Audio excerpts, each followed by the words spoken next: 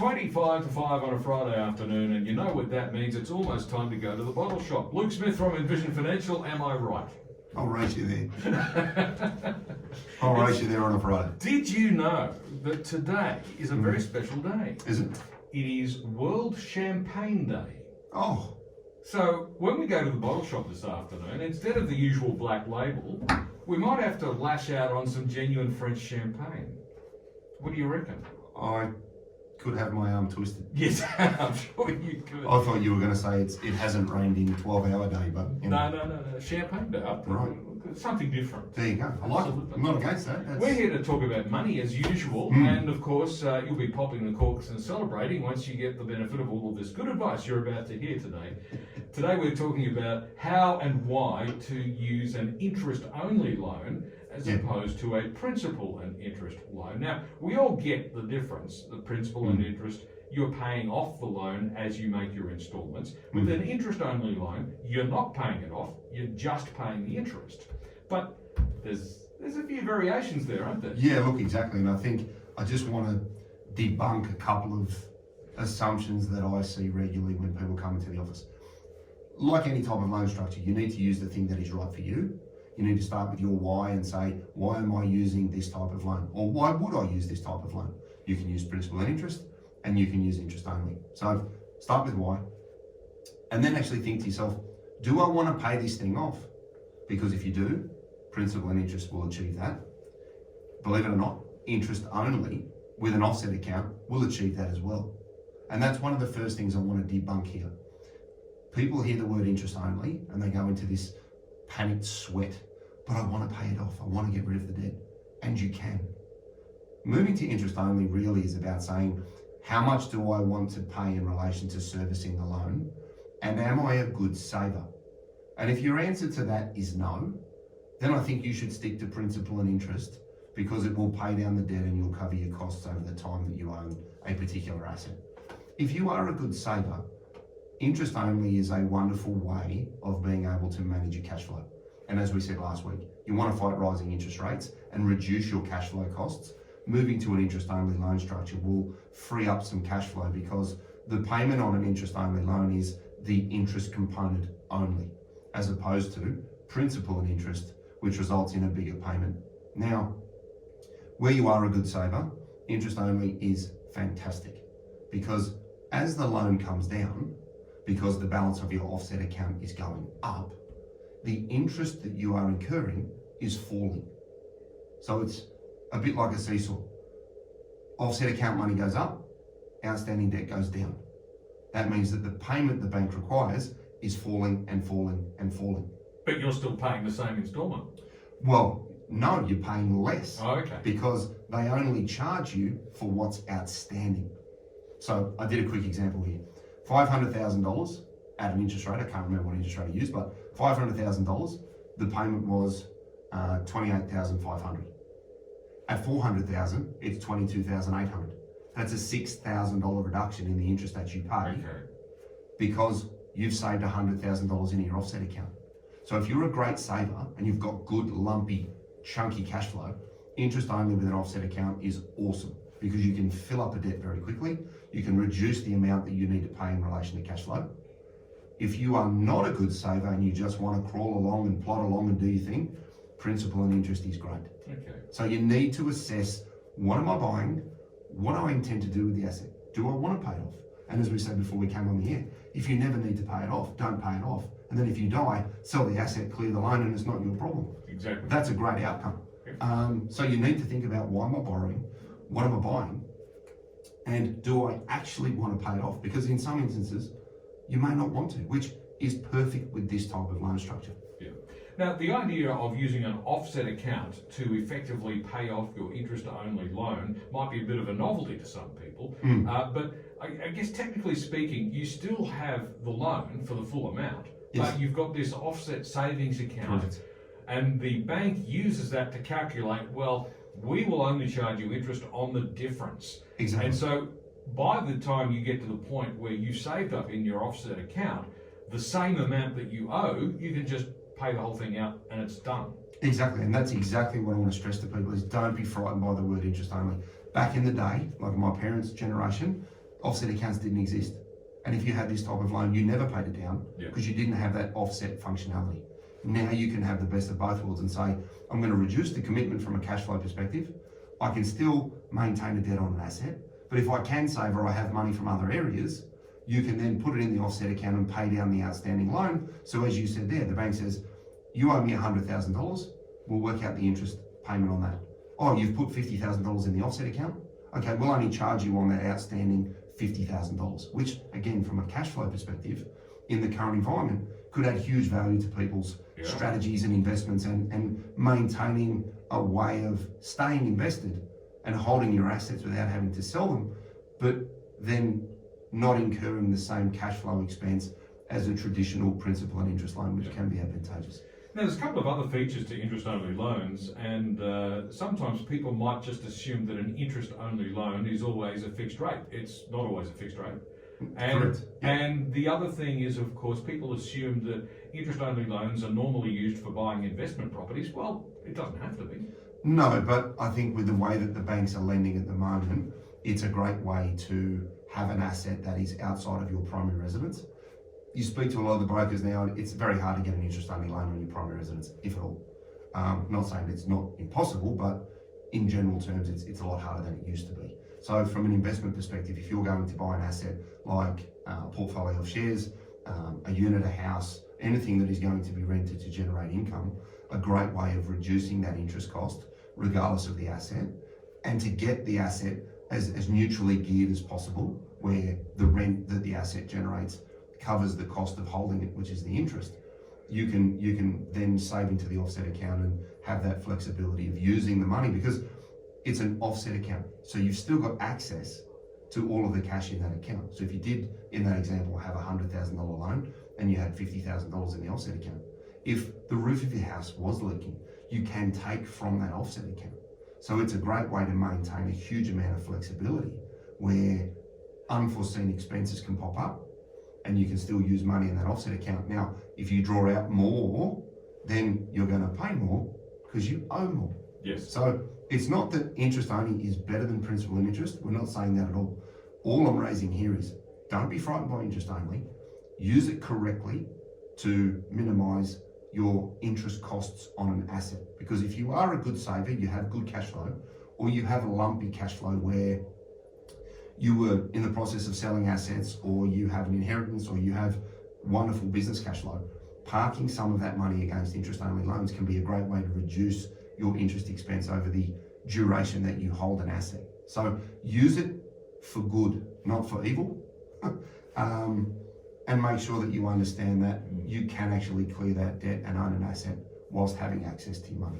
And if you have used your interest-only loan for an investment property, of course, the difference between interest-only and principal and interest is that the entire interest payment is all tax deductible, whereas your principal and interest payment is not.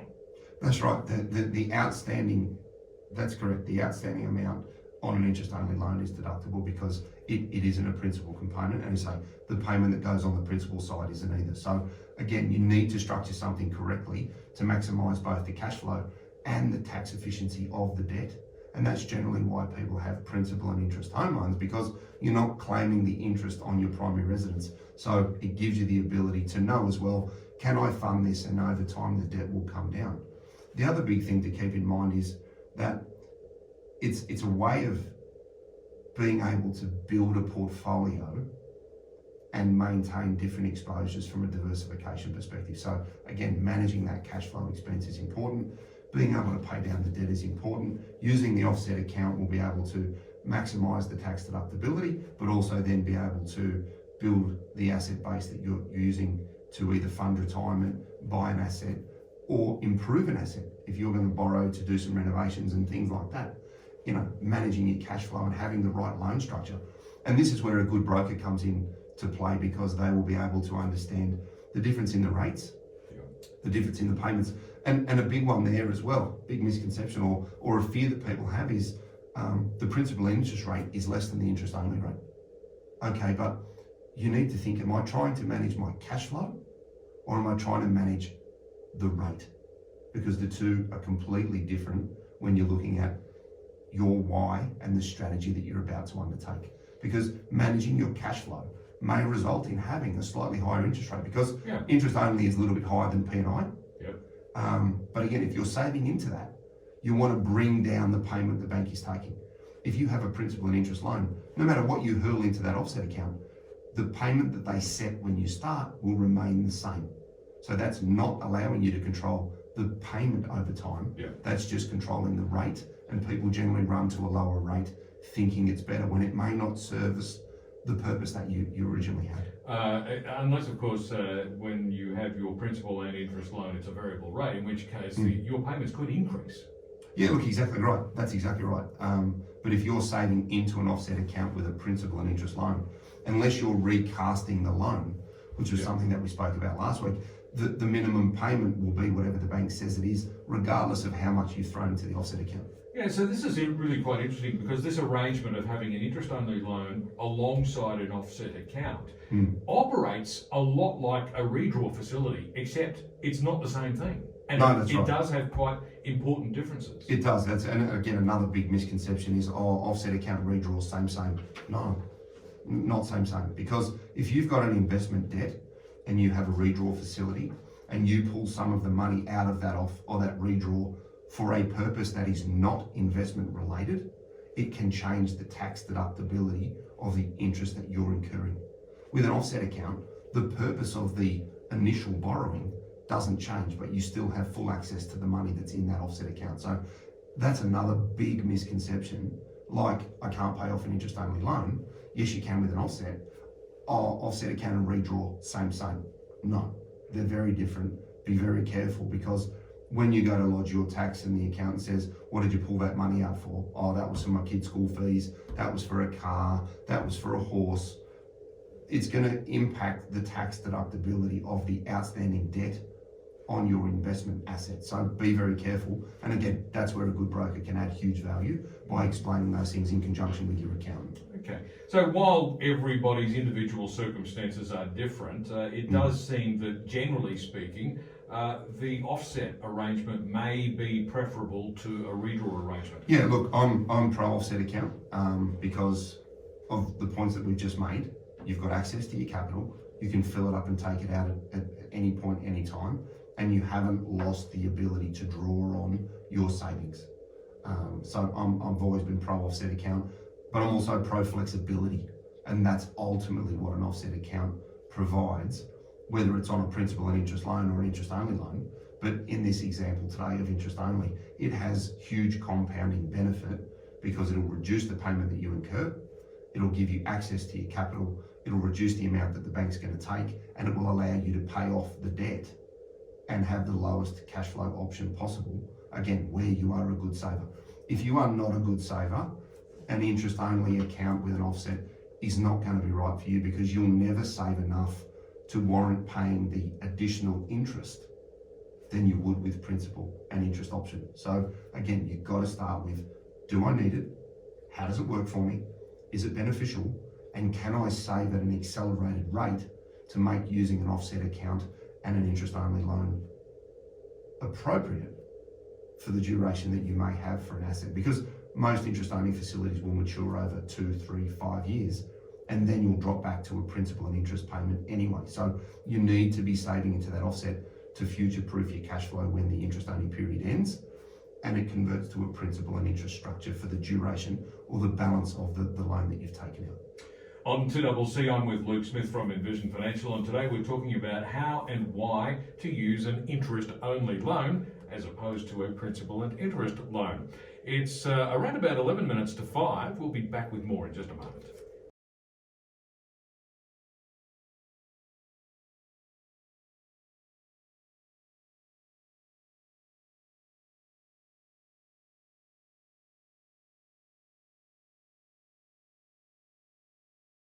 Seven minutes to 5 on 2CC, and it's a Friday afternoon, which means Luke Smith from Envision Financial is with me in the studio today. We're talking about how and why to use an interest-only loan. So, Luke, what are the key things to remember about interest-only loans? Yeah, so the key takeouts for me are, don't be frightened.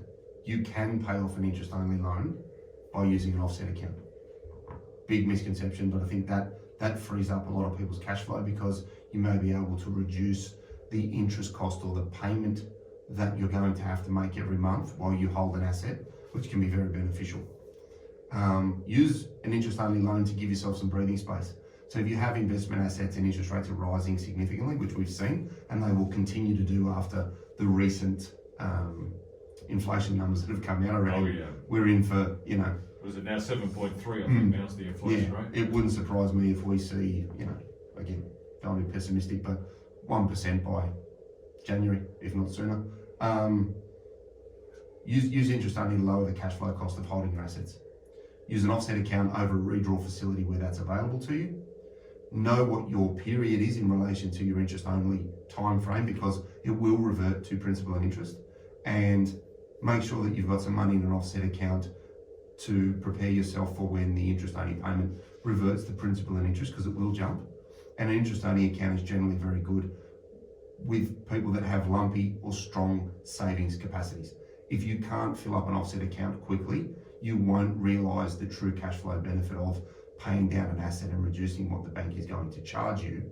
And it may be worth sticking with P&I in that instance, but always start with why. Why am I doing it? Why am I buying this asset? And what is my time frame in relation to holding it? Because that'll have a direct impact on the structure of the loan. And if you're unsure, get a good broker involved because they will be able to do some numbers, some cash flow modelling, and give you some indications of what if this happened with rates and what happened if this goes to this rate, so that you've got some good quality information in relation to your payments going forwards. Because most assets that you buy, especially of a property nature, are held for the longer term. Absolutely. So obviously it appears that this arrangement of having an interest-only loan and an offset account is a very attractive arrangement, but it may not be for everybody. Yeah, look, and that's exactly right. Today was not about saying interest only is better than principal and interest. I'm not even saying that interest only is the right way to go for everybody. It's very much on a case-by-case basis. So you need to start with why and then work backwards from there because there are some key factors that we just touched on that will impact the suitability and the benefits that are available through interest only. But it's just one way of doing things, but everybody needs to take things on its own merit. Yeah, absolutely. All right, so interest-only loans, don't be afraid of them. They're there to be your friend and to help. Don't start sweating if you hear the word interest only. Exactly right. And the idea that you can't pay them off, not true, you can. There are ways and means to do that. And at the end of the day, do you even want to pay it off? Because there may be some circumstances where actually you just want to keep it going. Correct, exactly. So that's a great example of don't do something just because you think you have to. Actually sit down and think, what is my plan with this?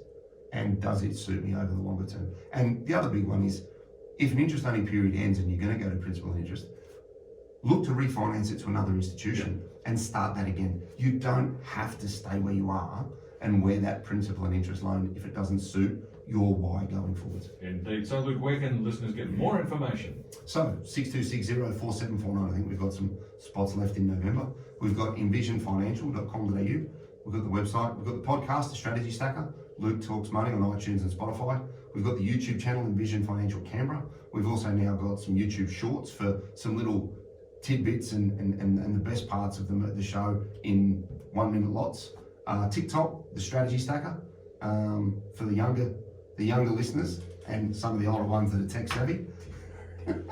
And we've got the book coming out in March.